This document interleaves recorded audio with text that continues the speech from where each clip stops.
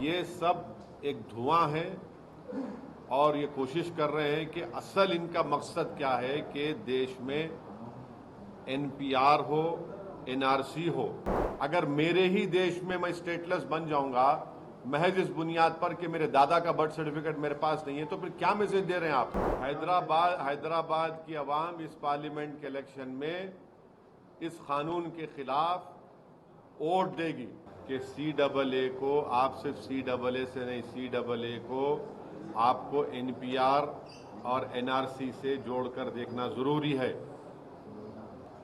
जब CAB था, बाद में CAA वो एक्ट हो गया, वो जब CAB बिल था, जब उनका ऑन रिकॉर्ड इंटरव्यू है पार्लियामेंट में, उन्होंने कहा है। तो ये सब एक धुआं है और ये कोशिश कर रहे हैं कि असल इनका मकसद क्या है कि देश में एनपीआर हो, एनआरसी हो। अब मिसाल के तौर पर आसाम में जो एनआरसी हुआ, सुप्रीम कोर्ट मॉनिटर्ड, 1600 करोड़ रुपये उस पर खर्चा किए गए, 50,000 गवर्नमेंट एम्प्लॉयज ने काम किया और 19 लाख लोगों को कहा गया कि भारत के शहरी नहीं है, नागरिक नहीं है।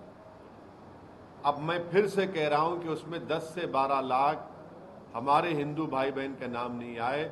वहां के मुख्यमंत्री ये कह रहे हैं, कह चुके हैं कि उन 10-12 लाख हिंदू भाइयों बहनों को बगैर डॉक्यूमेंट के CAA के तहत उनको सिटीजनशिप मिल जाएगी।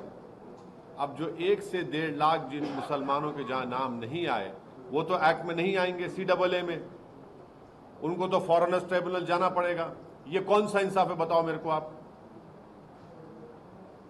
यही तो हम कह रहे हैं कि जो आसाम में आपने सुप्रीम कोर्ट मॉनिटर कर लिया है, उसको आप देश में करना चाहते हैं। इस देश में सिर्फ 5% लोगों के पास पासपोर्ट है।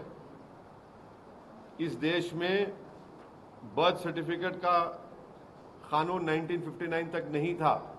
1996 में सरकार ने कहा कि सिर्फ 50% इंडियंस के पास बर्थ सर्टिफिकेट है। ये फ्यूचर में सब तमाशे करना चाहते हैं। अगर मेरे ही देश में मैं स्टेटलेस बन जाऊंगा महज इस बुनियाद पर कि मेरे दादा का बर्थ सर्टिफिकेट मेरे पास नहीं है, तो फिर क्या मैसेज दे रहे हैं आप? आपका यही मकसद है। और बुनियादी फंडामेंटल बात यह है कि आप मजहब की बुनियाद पर कानून नहीं बना सकते। और हम पूछ रहे हैं कश्मीरी पंडित जो 5 लाख बाहर है कश्मीर, उनके बारे में कौन बात करेगा? जो 1 से 1.5 लाख मुसलमान के नाम नहीं है, वो क्या करेगा?